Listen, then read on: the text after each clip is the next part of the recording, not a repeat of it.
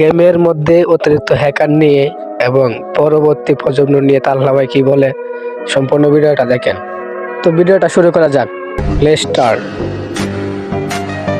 Hello guys, কি অবস্থা সবার? ফায়ারকে দিছি একটা পরিচিতি, আমি ফ্রি ফায়ারকে সময় দিছি, ফ্রি ফায়ার সেটার অবশ্যই আমাকে একটা মূল্য দিয়েছে। বাট আমি স্বেচ্ছায় সজ্ঞানে একটা কথা বলতে চাই আপনাদেরকে, যদিও বা এটা বলতে আমার নিজের কাছেই অনেক কষ্ট হচ্ছে। আজকে থেকে এই চ্যানেলে আমি আর কোনো ফ্রি ফায়ারের ভিডিও আপলোড করব না। আজকে থেকে আমি ফ্রি ফায়ারকে বিদায় জানাচ্ছি। আর কোনো ফ্রি ফায়ারের ভিডিও আপাতত আমার থেকে পাবেন না। এটার দুইটা কারণ আছে, আমি দুইটা কারণে এটা করতেছি। নাম্বার ওয়ান, যেটা সবাই জানেন বাট তুলে ধরার মতো কেউ নেই এখন ফ্রি ফায়ার গেমিং কমিউনিটি। যদিও বা আমি এখন বর্তমানে ফ্রি ফায়ারের কোনো ক্রিয়েটর না, আমি অ্যাজ এ ইন্ডিভিজুয়াল গেমার হিসেবে বলতেছি, গেমের ভিতরে প্রচুর পরিমাণে হ্যাকার, যেটা আপনারা শুনতে শুনতে বিরক্ত এবং আমি নিজেও বিরক্ত। আপনারা সাধারণ একটা জিনিস শুধুমাত্র ভাবেন ভাই, এই গেমটা আসছে 1 বছর 2 বছর না, বা 3 বছর 4 বছরও না, 8-9 বছরের বেশি হয়ে গেছে এই গেমটা চলে আসছে। এখনো পর্যন্ত এই হ্যাকারদের উপরে কোনো স্টেপই নিতে পারলো না। আমি যদি একই সাথে কম্পিট করি পাবজি ফ্রি ফায়ার দুইটাই অলওয়েজ কম্পিটিশনে থাকে, কে কার আগে যাবে সবসময়। পাবজিতে